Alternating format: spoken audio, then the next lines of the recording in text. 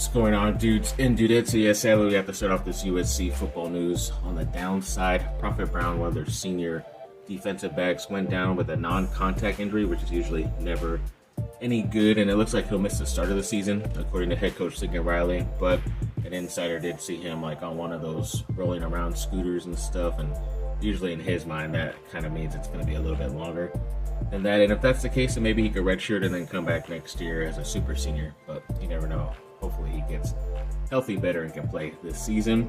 And then it looks like, according to, I want to say Bet Online or one of those betting sites, USC quarterback Maiava is favored to lead the Big Ten in passing yards, which is pretty insane because it's not like he's top 5, almost top 10 list. He's like barely either making it or not even in the top Big Ten list when it comes to quarterbacks, but they assume he's going to be throwing a lot in a Lincoln Riley offense, so hopefully that is the case.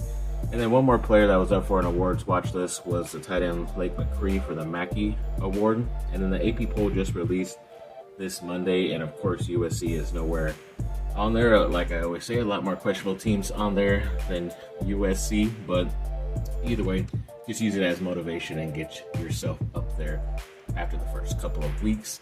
And a pretty talented player, a 4-star California guy, Honor Fa'alave Johnson. It looks like he set up a USC game day visit October 11th, so that's pretty big.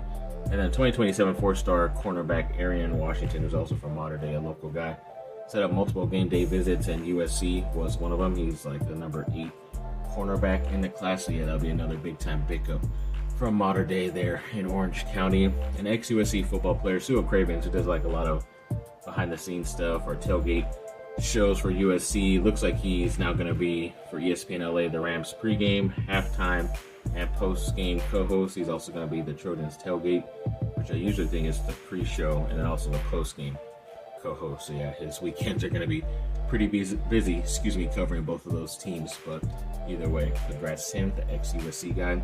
A couple of House of Victory signings. USC had the cornerback Braylon Conley, also the offensive lineman Micah Banuelos, and the running back Brian Jackson as well. USC baseball did extend Andy Stankiewicz, their head coach, to the 2030 season. So yeah, that's a big time contract for him. And then also the women's amateur championship champion was actually from Kylie Chong, a USC player right now. So yeah, big time congrats to her, and hopefully we'll see how much more she can win.